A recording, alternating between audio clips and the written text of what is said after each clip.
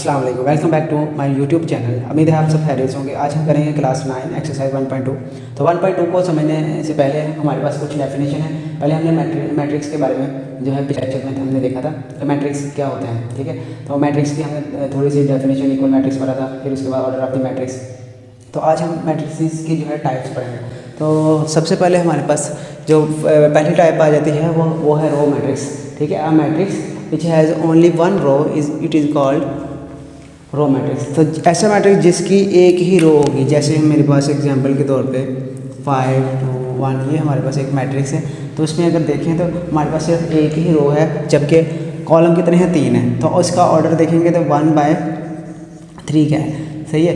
तो ये आपके पास क्योंकि एक ही रो है इसलिए हम इसको क्या कहते हैं, रो मैट्रिक्स कहते हैं। इसके बाद कॉलम मैट्रिक्स क्या है, a matrix is called column matrix if it has only one column, ठीक है। तो अगर इसके अंदर एक ही कॉलम होगा, ठीक है, तो वो आपके पास क्या होगा, वो आपका कॉलम मैट्रिक्स होगा। तो ऐसा मैट्रिक्स जिसमें सिर्फ एक ही कॉलम है उसे हम क्या कहते हैं, कॉलम मैट्रिक्स कहते हैं, ठीक है। एक और एग्जांपल हम लिख लेते हैं 1 5 2 और 5, ठीक है। तो इसका भी एक ही कॉलम है, तो ये सारे के सारे क्या हैं, कॉलम मैट्रिक्स है। इसके बाद है रेक्टेंगुलर मैट्रिक्स। तो रेक्टेंगुलर को वैसे भी अगर देखा जाए तो रेक्टेंगुलर हमारे पास क्या होते हैं, जिसकी दो साइडें जो हैं आमने सामने वाली वो इक्वल होती हैं, ठीक है। तो ऐसा मैट्रिक्स जिसमें नंबर ऑफ़ रोज जो हैं वो नंबर ऑफ़ कॉलम्स के इक्वल ना हों उसे हम क्या कहते हैं, रेक्टेंगुलर मैट्रिक्स।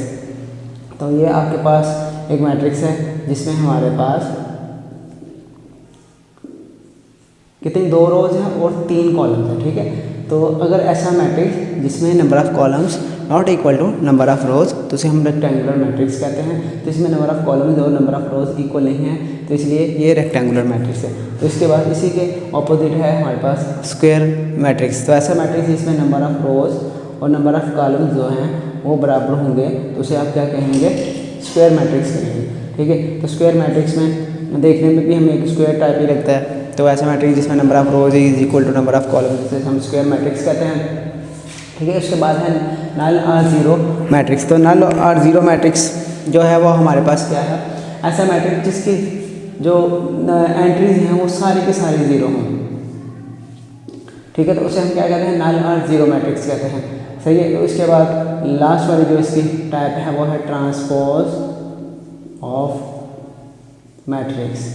तो ट्रांसपोज ऑफ मैट्रिक्स क्या है, a matrix is obtained by changing its row into its column और कॉलम से इनटू इट्स रोज के नंबर ऑफ। अगर आप किसी भी मैट्रिक्स के रोज़ को कॉलम में चेंज कर दें या कॉलम्स को रो में चेंज कर दें तो वो उसका ट्रांसपोज होगा। तो उसको हम क्या करते हैं, डिनोट कैसे करते हैं, किसी अगर एक आपके पास एक ए जो है वो एक मैट्रिक्स है तो उसका ट्रांसपोज क्या होगा, AT हो जाएगा। तो अगर मेरे पास एक मैट्रिक्स है A, ठीक है, वो मेरे पास है 5 3, ठीक है। तो अगर मैं इसका ट्रांसपोज लेता हूँ तो वो क्या बन जाएगा, ट्रांसपोज जो है उसका लेंगे तो दोनों साइडों पे आपने ट्रांसपोज ले लेना, तो वो आपके पास बन जाएगा 5 और 3, ठीक है। मतलब कि आपके पास एक कॉलम था उसको हमने रो बना दिया। तो ऐसा मैट्रिक्स जिसको कॉलम्स को रो में चेंज कर दें या रोज़ को कॉलम में चेंज कर दें वो उसके मैट्रिक्स का ट्रांसपोज होता है। अच्छा, इसके बाद हमारे पास डेफिनेशन आ जाती है नेगेटिव ऑफ अ मैट्रिक्स, ठीक है। तो नेगेटिव ऑफ मैट्रिक्स क्या है कि अगर हमारे पास कोई एक मैट्रिक्स A है, ठीक है, हमारे पास, तो उसको हम नेगेटिव मैट्रिक्स कैसे बनाते हैं, अगर उसे हम माइनस से मल्टीप्लाई कर दें, ठीक है। तो जब माइनस से मल्टीप्लाई करेंगे तो आपके पास ये सारे साइन चेंज हो जाएंगे, ठीक है। तो ऐसा मैट्रिक्स, ठीक है, जिसको हम माइनस से मल्टीप्लाई कर दें वो negative of matrix of A हो जाएगा, ठीक है। उसके बाद नेक्स्ट डेफिनेशन है सिमेट्रिक मैट्रिक्स। ऐसा आपके पास स्क्वायर मैट्रिक्स जिसका आप ट्रांसपोज लें तो वापस वो A ही आ जाए, ठीक है। फॉर एग्जांपल हमारे पास एक मैट्रिक्स है A, ठीक है, और मैं इसका ट्रांसपोज ले लेता हूँ। तो जब ट्रांसपोज लेंगे तो फिर दोबारा से वो यही बनेगा, तो फिर हम कहेंगे A is a symmetric matrix, सही है। नेक्स्ट डेफिनेशन है स्क्यू सिमेट्रिक।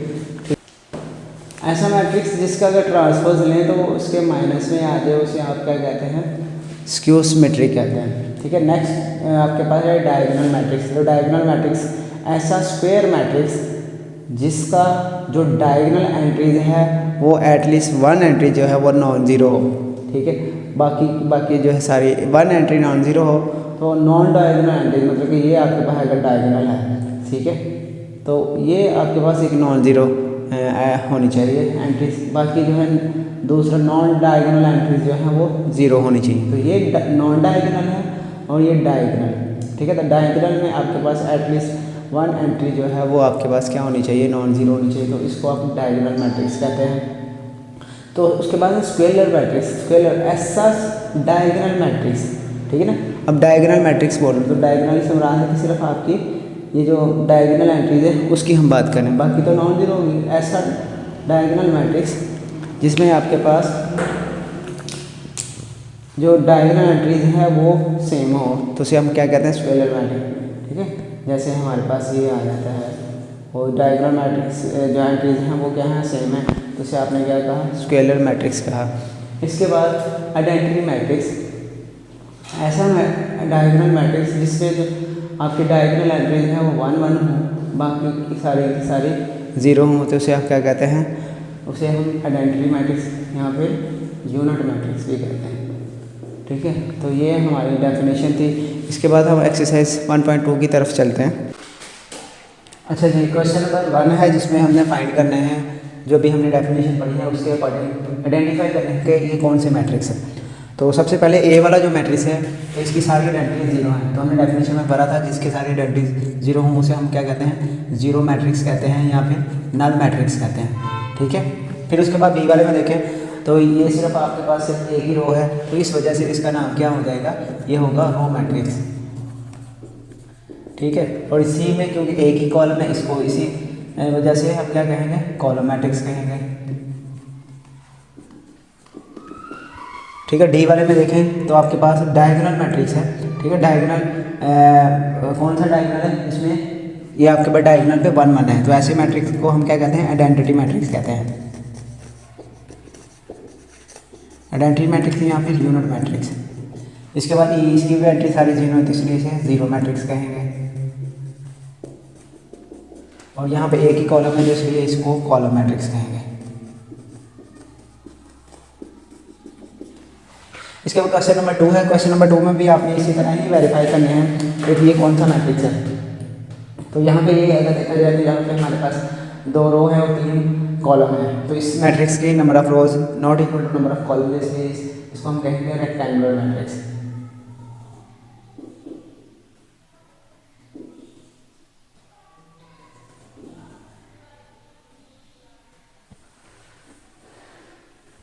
इसको कहेंगे रेक्टेंगुलर मैट्रिक्स।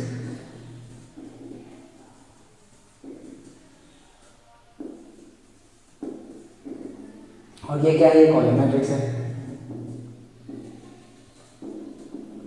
ये इसकी number of rose number of columns की इक्वल है, इसको हम स्क्वायर मैट्रिक्स कहेंगे। ये आइडेंटिटी होगा, अभी हमने पीछे पढ़ा था,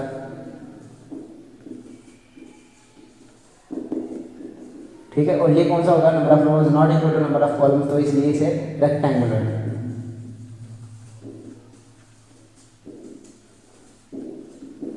ठीक है। और ये रो मैट्रिक्स। और ये कौन सा है, ये आपके पास आ जाएगा कॉलम मैट्रिक्स।